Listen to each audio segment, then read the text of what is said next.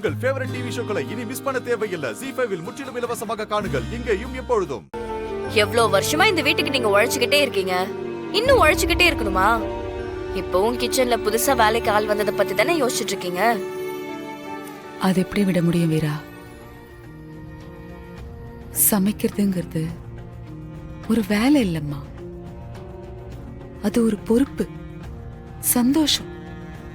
ஒரு வீட்டில் இருக்கிற பொண்ணோட கஷ்டம், நஷ்டம், சுகம், துக்கம், அழுக, சிரிப்பு, இது எல்லாத்தையும் சுதந்திரமா வெளிப்படுத்துற ஒரு இடம்.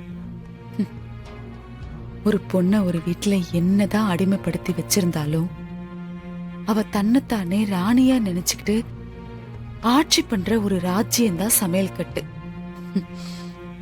அந்த மாதிரி ஒரு இடத்த வேற ஒருத்தருக்கு விட்டு கொடுக்கறதுக்கு யாருக்குதான் மனசு வரும் சொல்லு?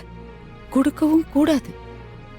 பொண்ணுங்கெல்லாம் சாதிக்கணும், சமையல் கட்டை விட்டு வெளியில வரணும், இப்படி எல்லாம் சொல்றது கரெக்ட் தான். ஆனா எத்தனை உயரத்துக்கு போனாலும் அந்த பொண்ணுக்கு அவ வீட்டு சமையல் கட்டும் அவ மனசுல பதிஞ்சிருக்கும். பொண்ணுங்கிறவ ஒரு குடும்பத்துல இருக்கிறவங்களோட ஆரோக்கியத்துக்கு ஆணிவேர், பொறுப்பு.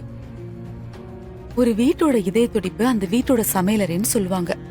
அவ்வளவு பெரிய பொறுப்பை தாங்குற ஒரு பொண்ணுக்கு அடிப்படையிலேயே எவ்வளவு தைரியமும் தன்னம்பிக்கையும் இருக்கும் சொல்லு வீரா? கோடி கோடியா சம்பாதிக்கிறது ஒரு பொண்ணுக்கு சந்தோஷம்தான். ஆனா தன்னோட வீட்டுல தன் சமையலை பாராட்டி பேசிட்டாங்கன்னு வச்சுக்கோயேன், அந்த சந்தோஷத்துக்கு முன்னாடி மத்ததெல்லாம் ஒண்ணுமே இல்லைன்னு ஆயிடும். சாப்பாடு போடுறது தாய்மைன்னு சொல்லுவாங்க. எந்த நாட்டுல எந்த ரெஸ்டாரண்ட்ல போய் சாப்பிட்டாலும் யாராவது கொஞ்சம் பரிவா நமக்கு சோறு போட்டாங்கன்னா எங்க அம்மா கையில சாப்பிடுற மாதிரியே இருக்குன்னு தானே சொல்லுவோம். அப்படிப்பட்ட தாய்மை நிறைஞ்சதுதான் சாப்பாடு.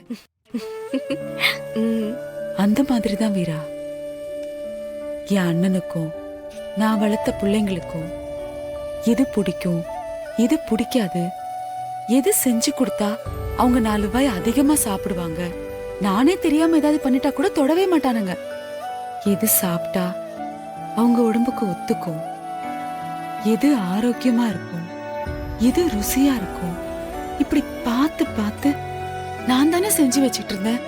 என்ன சமைக்க கூடாதுன்னு சொன்னா இந்த வீட்டுக்காக நான் சமைக்கிறேங்கிறது ஒரு தவம் மாதிரி வீரா. அது ஒரு வேண்டுதல். இப்ப அது என் கையில இல்லைன்னு சொல்லும்போது எனக்கு கஷ்டமா தானே இருக்கும். புரியுதுமா. ஆனா ஒரு சமையல்காரங்க புதுசா வேலைக்கு வந்துட்டாங்கன்றதுக்காக மொத்த சமையல் கட்டும் அவரோடதுன்னு ஆயிடாதுல்ல. அது எப்பவுமே உங்களோட கிச்சன் தான். நீங்க அவரை வேலை வாங்குங்கம்மா, இத பண்ண அதை பண்ணுன்னு. வீரா, அதிகாரம் பண்றதுனால மட்டும் நம்ம எஜமானி ஆயிட முடியாது. சமையல் கட்டுல அரிசி கழுவுறதுல இருந்து அஞ்சரை பெட்டியை எங்க வைக்கணுங்கிறது வரைக்கும் நாம தான் டிசைட் பண்ண முடியும். எப்ப தெரியுமா? அந்த சமையல் கட்டு நம்ம கண்ட்ரோல்ல இருக்கிற வரைக்கும். நம்ம வீட்டு சமையல் அறையில நம்ம கண்ணை கட்டிக்கிட்டு ஒரு விருந்தே சமைச்சிடலாம், எந்த தொந்தரவும் இருக்காது. அதே வேத்தாள் ஒரு சின்ன கடுகு டப்பாவை மாத்தி வச்சா கூட ரொம்ப டென்ஷன் ஆயிடும். நம்ம என்னதான் நாள் முழுக்க வளைய வந்தாலும், எவ்வளவு பெரிய ஃபங்க்ஷனுக்கு போயிட்டு வந்தாலும், என்ன வேலை இருந்தாலும், நைட்டு படுக்க போறதுக்கு முன்னாடி நம்ம வீட்டு சமையல் கட்டுக்குள்ள போய் பாத்திரமெல்லாம் கழுவி வச்சுட்டு, கிச்சன் மேடையெல்லாம் தொடச்சி, அந்த ஸ்டவ்வுக்கு அழகா ஒரு பொட்டு வச்சுட்டு, லைட் ஆஃப் பண்ணிட்டு, அப்பா எல்லா வேலையும் முடிஞ்சதுன்னு படுப்போம் பாரு. அதுல இருக்கிற திருப்தி அதெல்லாம் வார்த்தையால சொல்லவே முடியாது வீரா. அது மட்டும் இல்ல, இது ஏன் கிச்சன், ஏன் இடம், நான் தான் இங்க ஆளுமேங்கிற ஒரு கெத்து, ஒரு ஃபீல், அது வேற ஒரு சந்தோஷம் வீரா. இப்ப என்கிட்ட அது எதுவுமே இல்ல. ஏன்னா இது ஏன் சமையல் கட்டு இல்ல, அந்த தொப்பிக்காரனோட சமையல் கட்டு. ஏன் வள்ளிமா? அப்போ நாங்க சமைச்சாலும் இதே மாதிரி தான் ஃபீல் பண்ணுவீங்களா? அது எப்படி? நீங்க ஏன் பொண்ணுங்க, இந்த வீட்டு மருமகளுங்க. இந்த வீட்டுல இருக்கிறவங்களுக்கு எது பிடிக்கும், எது பிடிக்காது, எது அவங்க உடம்புக்கு நல்லதுன்னு உங்களுக்கு தெரியும்ல. நீங்க அந்த சமையல் கட்டுல என்ன வேணா பண்ணலாம். ஆனா 3வது மனுஷங்களை எப்படி அங்க அனுமதிக்க முடியும்? அவன் கிட்ட நான் வேலை சொல்லி வேலை வாங்குறதும், என் சமையல் கட்டு அவனுக்கு எழுதி கொடுக்கறதும் ஒண்ணுதான். வள்ளிமா, அது உங்க ராஜ்யம்தான். ஆனா ஒரு சில சமயம் அந்த ராஜ்யம் நம்ம கைய விட்டு போகும். அப்படி போச்சுன்னா நம்ம அதை அப்படியே விட்டுருவோமா? ராஜ்யங்களை எப்பவுமே நம்ம சண்டை போட்டுதாம ஜெயிக்க முடியும். விட்டு கொடுத்துட்டோம்னா அப்புறம் அதுக்கு மதிப்பு இல்லாம போயிரும்ல. நீங்க ஒதுங்கி நின்னு வருத்தப்படுறதுல எதுவுமே மாற போறது கிடையாது. யோசிச்சு ஒரு நல்ல முடிவா எடுங்க. நான் ஏற்கனவே முடிவு எடுத்துட்டேன் வீரா.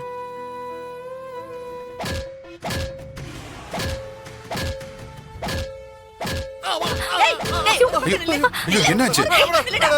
என்ன பண்றீங்க? கண்மணி இருன்னு சொல்றல, கண்மணி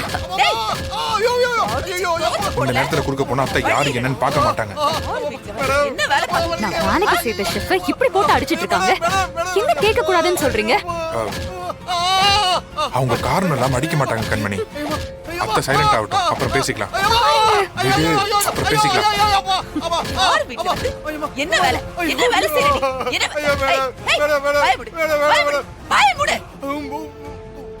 ஒரு சத்தம் வந்தது அப்படியே கூத்திடுவேன்.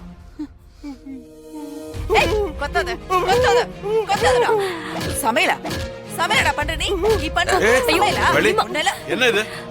மாமா பாருங்க மாமா, இத்தனை நாளா சமைச்சு போட்ட ஷெஃப என்ன ஏதுன்னு சொல்லாம இவங்க போட்டு அடிச்சிட்டு இருக்காங்க. வள்ளி, எதுக்காக அவனை அடிச்சிட்டு இருக்க? அது அவங்கிட்ட கேளு. டேய், என்னடா என்ன தப்பு பண்ண? நான் ஒரு தப்பு பண்ணலைங்கய்யா. பொட்டிகளை தின்னங்கய்யா, அதுக்கு போய் அடிக்கிறாங்கய்யா. பாத்தீங்களா இந்த அநியாயத்தை? பொட்டுக்கடலை தின்னதுக்கெல்லாம் போட்டு அடிச்சிட்டு இருக்காங்க. ஒரு சமையல்காரருக்கு இந்த உரிமை கூட இல்லையா என்ன? இது என்ன கொலை குத்தமா என்ன? வள்ளி, நம்ம வீட்டுல எத்தனையோ பேர் சாப்பிடுறாங்க, தான தர்மம் பண்றோம். இதெல்லாம் ஒரு விஷயம்னு இதுக்கலாமா போய் அவனை அடிப்ப?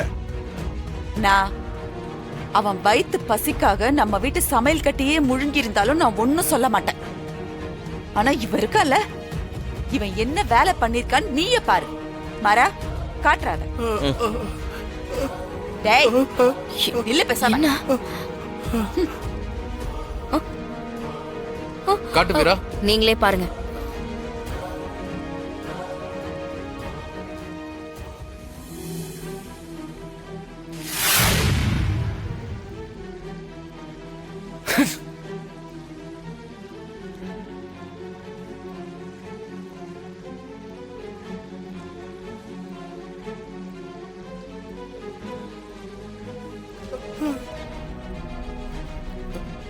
ஐயா போடு.